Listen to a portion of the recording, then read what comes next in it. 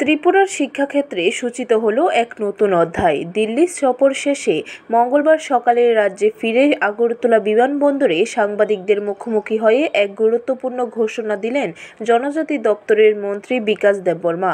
তিনি জানান, ত্রিপুরার জন্য এক নতুন সকাল শুরু হতে চলেছে।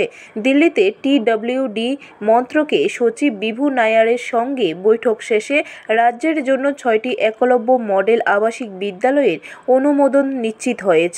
এই বিদ্যালয়গুলি শুধু শিক্ষার আলো ছড়াবে না, বরং উপজাতি অধ্যুষিত অঞ্চলের প্রতিটি শিশুর মধ্যে জাগাবে নেতৃত্বের গুণ, আত্মবিশ্বাস এবং সৃজনশীলতা।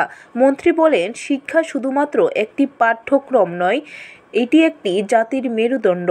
এই সিদ্ধান্তের মাধ্যমে সেই মেরুদণ্ডকে আরও শক্তিশালী করতে চেষ্টা চলছে। ত্রিপুরার বিভিন্ন প্রান্তে ছড়িয়ে থাকা জনজাতি অধ্যুষিত ও পিছিয়ে পড়া অঞ্চলগুলির জন্য এই বিদ্যালয়গুলি এক আশার আলো হয়ে উঠবে বলে মনে করছেন শিক্ষা মহল।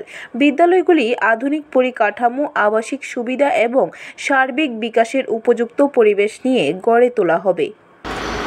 আমাদের রাজ্যের মধ্যে গত দিনে 6টা একলব্য স্কুল চালু ছিল।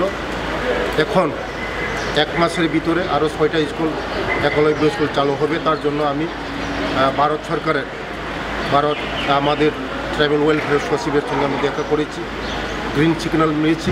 এক মাসের মধ্যে এটা চালু হয়ে যাবে এবং আমাদের জনজাতিদের জন্য খুবই সুখবর। এটা দীর্ঘদিন ধরে 35 বছর বামফ্রন্ট সরকার জনজাতিদের শিক্ষার জন্য কোনো কিছু চাই নাই। এখন মোদিজি আসার পরে আমাদের রাজ্যের মধ্যে টোটাল 21টা একলব্য স্কুল হয়েছে এবং আগামী দিন আমাদের জনজাতিদের জন্য ডেভেলপমেন্ট করার জন্য যা লাগবে মোদিজি আমাদেরকে সাহায্য করে এবং আমাদের রাজ্যের যিনি মুখ্যমন্ত্রী প্রফেসর ডক্টর মানিক সিংজির নেতৃত্বে আমাদের সরকার জনজাতিদের জন্য শিক্ষা ছাড়া মানুষ উন্নতি হতে পারে না, জাতি উন্নতি করতে। ব্যুরো রিপোর্ট, খবর ত্রিপুরা।